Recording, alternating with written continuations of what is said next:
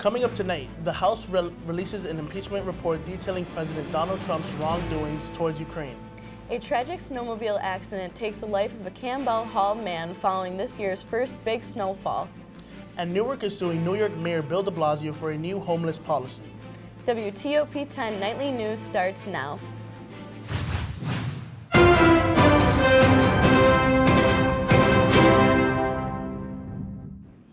Good evening and welcome to WTOP 10 Nightly News. I'm Matthews Frank. And I'm Jamie Kane. House Democrats released a report from the impeachment investigation today accusing the president of planning his own personal and political interest above the national interest of the United States. The 300-page report details numerous key findings in the investigation, which accuses the president's solicited interference of Ukraine in the 2020 election. Trump pressuring Ukrainian President Volodymyr Zelensky to publicize unfounded investigations and a campaign to conceal his conduct from the public and interrupt the House's impeachment inquiry. The report also includes new information including April phone records between Rudy Giuliani and House Intelligence Committee members Devin Nunes. The records do not specify the content of these calls, but occurred around the same time Democrats say a smear campaign was started against Marie Yovanovitch, who was the U.S. ambassador to Ukraine at the time. Democrat House Committee Chairman Adam Schiff spoke out in a press conference regarding the report earlier today. This is not about Ukraine. This is about our democracy. This is about our national security. This is about whether the American people have a right to expect that the President of the United States is going to act in their interests, with their security in mind, and not for some illicit personal or political reason. The Judiciary Committee is now taking control of the impeachment process. Their first hearing will take place tomorrow at 10 a.m. Many lawmakers worked during the Thanksgiving recess in an effort to work out a $1.4 trillion congressional spending negotiation as they fear another government shutdown if negotiations are not reached before a December 20th deadline. Senator Chuck Schumer raised concerns in a press conference saying the president and Republicans need to work across the aisle to avoid a repeat shutdown. He seems to feel on the appropriations bills, my way or the highway. Well, that would show that he hasn't learned his lesson. Because if President Trump doesn't sit down with us and negotiate a bill, we'll have a second Trump shutdown. And that wasn't good for Trump. That wasn't good for the Republicans. We hope he has learned his lesson, because we want to sit down and work these things out. A snowmobile accident claimed the life of a man Monday morning in the first winter storm of the year and the year's first fatality in the area. State police are investigating an incident at Quarry Road at around 10:20 a.m. where David White, 34, lost control of a snowmobile, struck a tree, and was ejected. According to State Police Troop F spokesman Stephen Neville, State Police found the White by the sled and pronounced him dead at the scene. College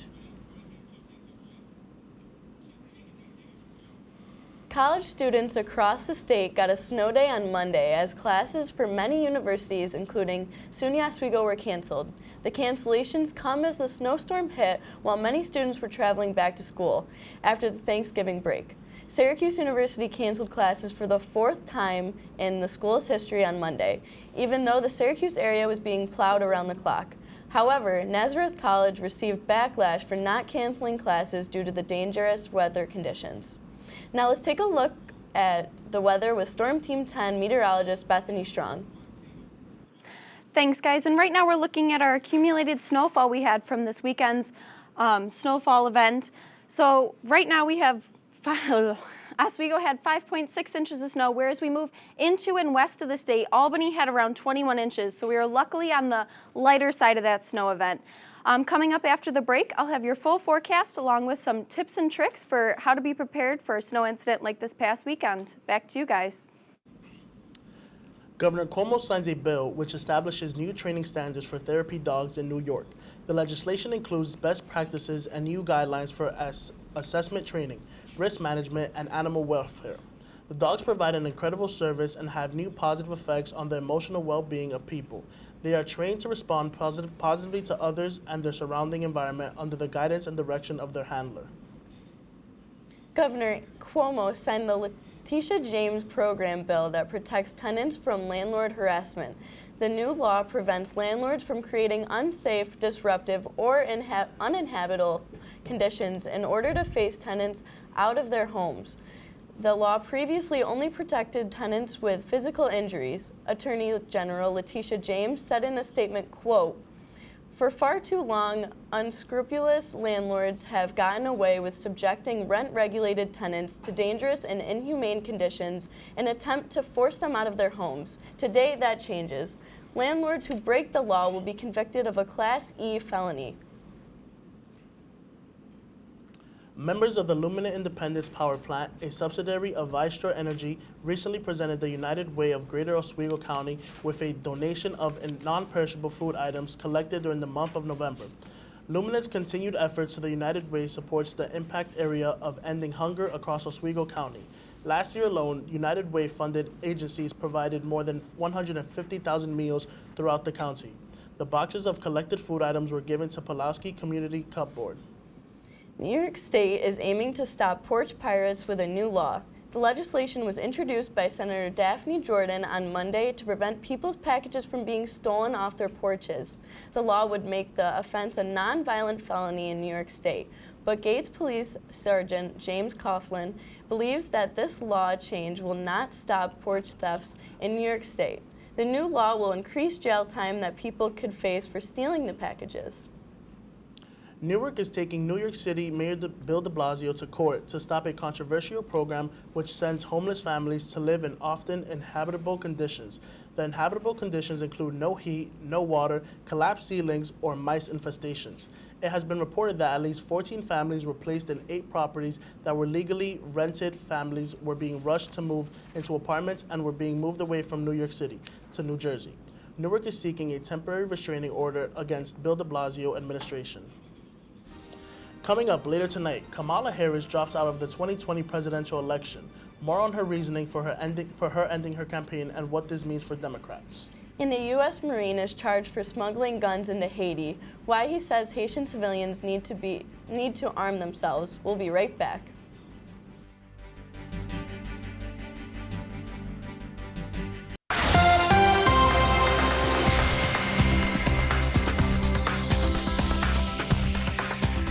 Welcome back. I'm Storm Team Meteorologist Bethany Strong. Right now we're looking at a high pressure system that's currently over Canada and will be circulating in, as you can see by the arrows, and pushing into New York State throughout the week. So Thursday we're going to have some thick snow showers as this pushes in. And I'll talk more about that after the break. Right now we're looking at a current snow, We're looking at a current snow wall that's pushing in from western New York and moving into the area. But throughout the night, it's going to break down, scattered snow showers throughout the night. So not necessarily that huge snow wall hitting us, but just those scattered showers. As we move into tomorrow, temperatures are going to increase, which I'll talk about a little later. And we're actually going to have some rain instead of snow for our precipitation closer to the lake. But as we move in, and you can see those colder temperatures, which I'll again talk about later, we're going to have that snow moving into the area instead of rain as our precipitation, and we can see that throughout the day. As our temperatures decrease moving toward the lake, tomorrow night we're going to have that shift from rain to snow for our precipitation. So closer to the lake, it'll move from that rain into snow, which will cause some slush, which I'll talk about later. Going into Thursday morning, now on our models, I mentioned before, we have a snow system moving in, but it's not necessarily showing right now. So what's going to happen is these thick clouds are going to move in with that high pressure system across the lake, and we're going to have a moisture buildup. So we're going to have some thick snow move into the area, which will lead to some snow buildup, which I'll go over tips and tricks for snow preparation a little bit later. Now, going over our temperatures for how to prepare for that snow and why it's going from rain to snow, we'll look at these temperatures right now. So 30 degrees right now, below freezing. So below freezing is 32 degrees Fahrenheit for some of you who may not know, be weather-wise. And as we move into tonight, we're going to dip below 32 degrees Fahrenheit to 28 for this area, and we're going to see that snow move in across the lake, and this is where we're going to have that rain. It's right above 32, so it's going to be slushy. Tonight we're going to have some black ice, but then tomorrow it'll be slushy, and we're going to have a buildup of snow and rain mix, so make sure you're careful when you're driving. And then as we move into Wednesday night, we see those temperatures go a little bit above freezing for areas like Syracuse, further in from the lake, and then below freezing closer to the lake compared to tomorrow morning. Now going into Thursday morning, everything dips below freezing, and we're going to have that cloud system move in and pick up the moisture and snow throughout the area. Now as we go into the area, as we move into snow preparedness, I just want to go over some tips and tricks because some of us found ourselves a little unprepared from this weekend. So I want you to check the weather before you go out. A lot of people found themselves in accidents or sliding across the road because they didn't find themselves prepared for the weather. And have a snow kit in your car. Some people do get stuck on the thruway. If you are driving and you reach conditions where you cannot drive, make sure you pull over. And in your snow kit, you should have some blankets, maybe extra clothes for an overnight stay in case you have to pull over at a rest stop or something. Be prepared so you're not stuck and you're not pushing through really bad weather. Be prepared now and do not do it during. So make sure your generators are ready before a snow event. Make sure that you have the salt, you have the shovels ready, and stock up beforehand. Looking at our 7-day forecast, we're going to have that snow-rain mix this upcoming week. Over the end of the weekend, we're going to have it warm up, so we're going to have some rain showers actually coming up. Stay tuned after the break for more news and sports.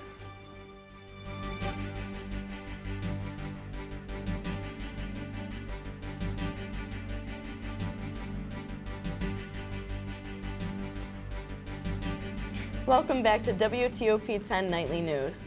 As the presidential race ramps up, Democrat Kamala Harris drops out. Senator Harris announced her exit on Tuesday after realizing that her campaign does not have the money to continue. The polling numbers for Harris put her in 6th place at 3.4% when she announced she was ending her run for the presidency. In a video statement, Senator Harris says she is still committed to defeating Donald Trump. International trade tensions escalating to new heights. This as President Donald Trump meets with the world leaders in London at NATO's 70th anniversary summit. The president's trade threats towards China, France, and South America could have major impacts. The markets are already reacting. At one point, the Dow fell more than 400 points Tuesday. Camila Bernil explains. The Dow deep in the red. This after President Trump says a trade deal with China may happen much later than expected. I have no deadline, no. In some ways, I think it's better to wait till after the election. President Trump in London meeting with world leaders at the NATO summit. But back home, it's the second straight day that the Dow took a dive. I don't watch the stock market. I watch jobs. And it's not just tensions with China that may spook investors. On Monday, the U.S. proposed tariffs on French goods like cheese and champagne. This in response to France's digital tax aimed at American tech companies. We have a minor dispute. I think we'll probably be able to work it out. Meanwhile, President Trump also threatening to slap tariffs on aluminum and steel imports from Brazil and Argentina, blaming the massive devaluation of their currencies. I gave them a big break on tariffs. But now I'm taking that break off because it's very unfair to our manufacturers and very unfair to our farmers. And while at NATO meetings, Trump also pointing to a possible trade deal with Mexico and Canada, blaming Democrats for not passing it in Congress. It's been sitting in Congress now for 6 or 7 months, and it's a great deal for everybody. So hopefully they can get it done and get it done fast. House Speaker Nancy Pelosi has said she wants to hold a vote on that deal by the end of the year. I'm Camila Bernal reporting. President Trump, who has numerous meetings Tuesday, including ones with NATO Secretary General Jens Stoltenberg, French President Macron,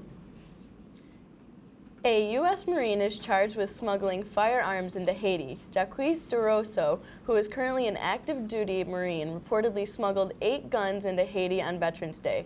DeRosso flew from North Carolina to Haiti with 2 plastic containers that had firearms and 1 container that had ammunition.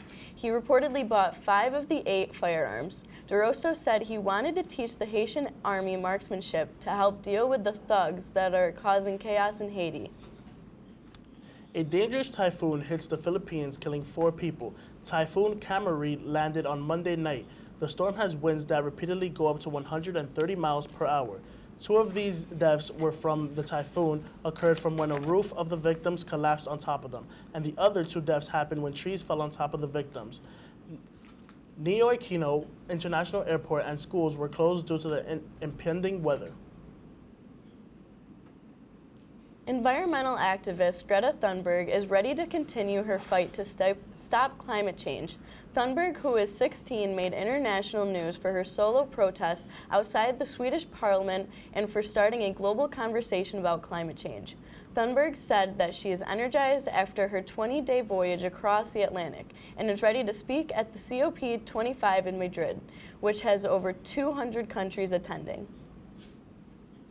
3 adorable puppies are recovering after snowmobiles rescued them from the wilderness. The 3 Pekingese were wet, cold, and hungry when they were found on the Utah mountaintop. Haley Higgins tells us the story of the Good Samaritans and how they helped the puppies survive. 3 Great Pyrenees puppies are very familiar with playing in the deep snow. They're adorable. Kat Perry and Corey Holt were snowmobiling on Monte Cristo, miles into the backcountry, when Kat spotted a dog. She just couldn't let it go. I'm not going to leave any animal on the mountain to starve, especially it was obvious she had pups. This cell phone video shows Kat hand-feeding the mother 5 miles from the closest paved road. Everything just fell right into place except for rescuing the mom. Weber County Search and Rescue just happened to be in the area and helped bring the puppies off the mountain. Their mother, too wild to trust her rescuers, was left with 20 pounds of dog food. We didn't have a leash, we didn't have a rope or anything, so we decided the best thing was to get these guys out first and then go back in and try and get her. Investigators believe the mother was protecting a flock of sheep on the mountain over the summer, typical for the Great Pyrenees breed. When the rancher went to collect the herd, she likely had gone off to have the litter. They were living in a sheep's carcass. She had found a dead sheep that they had eaten. There was nothing left, a little bit of wool and a few big bones, but I'm sure that's what she's been eating on all fall.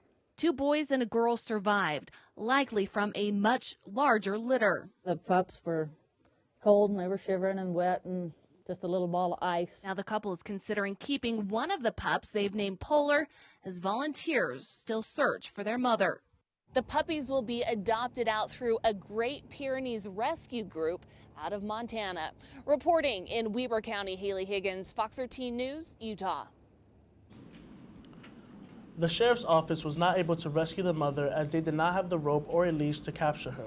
The rescue team left 5 pounds of dog food for the mother of the puppies. The rescue of the puppies was done using a slate. The puppies will be up for adoption by the Hope Rescue Group. Coming up in sports, John Purdick. What can we expect in sports tonight, John? Thank you, guys. Coming up in sports tonight, an Oswego basketball player earns a statewide reward. I'll have a preview on women's hockey for tomorrow, and one of the NFL's most recognizable coaches is let go. All that and more when you return to WTOP 10 Nightly News.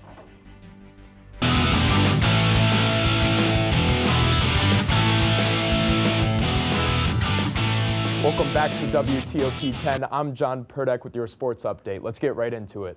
Oswego State freshman Jeremiah Sparks has earned recognition from SUNYAC as the Men's Basketball Player of the Week.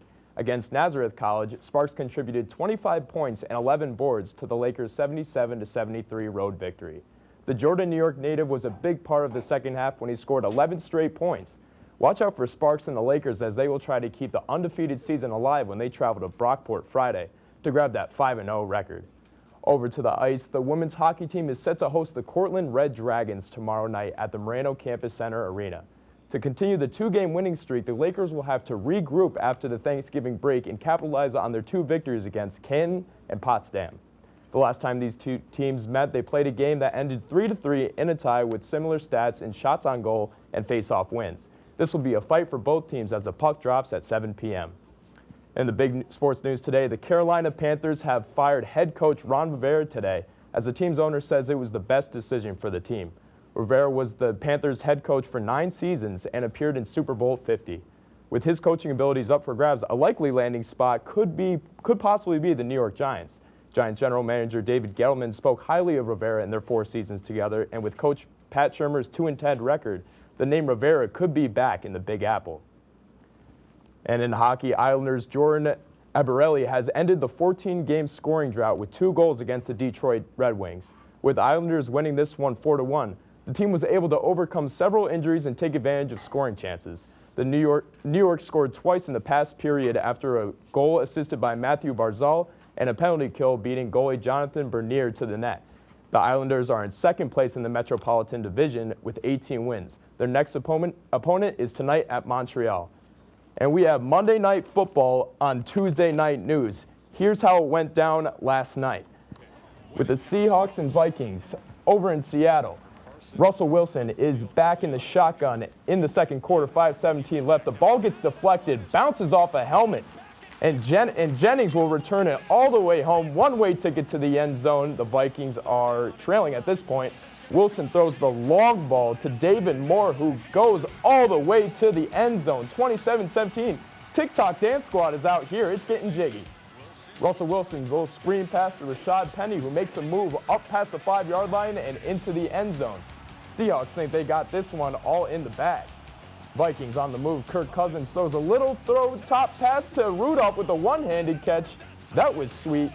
Rudolph and the Vikings trailing, and on a little desperation in the 4th quarter, 2 minutes left, he passes the ball over to Smith. The pass is incomplete. This would give the Seahawks the win 37-30 on Monday Night Football.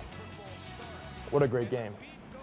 I was going to say it was definitely a good thing to watch on that snow day. We had the nice day off. Good way to end the day. For sure, Seahawks are looking great. Yeah, Seahawks are looking great. And on the snow day, it's a great opportunity to get that schoolwork because we all got finals. Oh, yeah. For sure. So, a last weather update? Well, that's our report for tonight. Be sure to stay tuned for Nerd Herd. Thank you for watching. Have a great night, everyone.